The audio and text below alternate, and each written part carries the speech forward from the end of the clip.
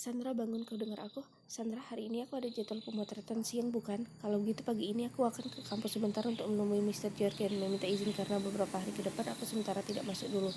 Maksudku tidak bisa mengikuti kelasnya sementara. Ucap Zetira membangunkan Sandra yang masih tidur di kamarnya, namun sia-sia Sandra tidak mendengarnya dan segera menutup pintu kamarnya untuk sarapan. Zetira pun kembali melihat Sandra yang masih tertidur di kamarnya dan berniat untuk memakai mobilnya. Sandra, boleh aku pinjam mobilmu sebentar? Tidak ada jawaban, lalu Zetira mengambil kunci mobil Sandra di dalam tasnya. Maafkan aku Sandra, kau diam, kau anggap boleh. Tidak akan lama begitu kau bangun, kunci ini sudah berada di dalam tasmu kembali. Kujamin itu, ucap Zetira menggerutu pelan.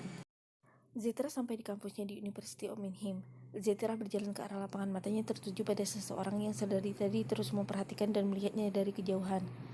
Zetira sedikit berlari mempercepat langkah kakinya, namun terlambat. Beberapa orang tiba-tiba menghalangi langkahnya. Kau terlihat sangat buru-buru. Melihatku saja kau sudah ketakutan seperti ini. Kay menghampiri dan menatapnya tajam. Tidak, aku hanya tidak mau berdebat denganmu.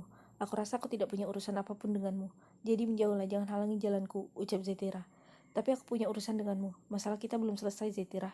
Axel hanya milikku, bukan milikmu. Selama kau masih dekat dengannya, aku akan terus mengganggu dan menjadi bayang-bayangmu.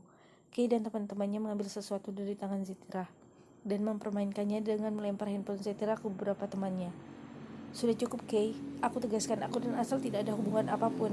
Zetira berusaha meyakinkan Kay, tetapi Kay tetap tidak mempercayainya. Zetira pun ingin merebut kembali HP-nya dari teman-teman Kay yang mereka lempar dari satu tangan ke tangan lain. Mr. Jorgen melintas di dekat mereka, tepatnya di koridor kampus. Zetira dengan cepat memanggilnya sehingga Kay dan teman-temannya refleks pergi dan menjatuhkan HP Zetira begitu saja ke lantai.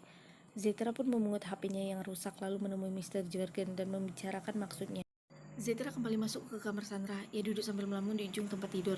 Kau kah itu, Zetira? Sandra bangun dengan menggosok matanya dan melihat Zetira yang duduk di kasur. Ujung kakinya bertanya dengan suara khas bangun tidur.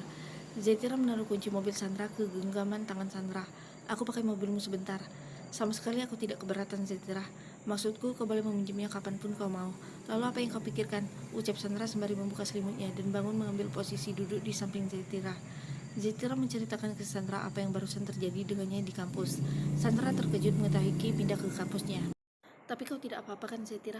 Ya, tapi sepertinya sebelum kita ke lokasi nanti siang kau harus menemaniku dulu membeli handphone.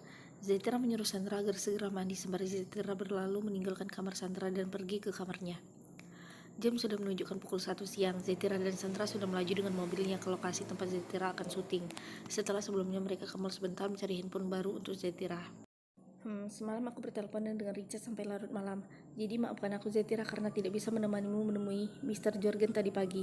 Ucap Sandra merasa bersalah sementara Zetira sibuk mengganti kartu dan memasangnya ke HP-nya yang baru. Mobil Sandra berhenti tepat di parkiran sebuah gedung yang terdiri dari beberapa lantai. Mereka berdua menemui Nyonya Pau.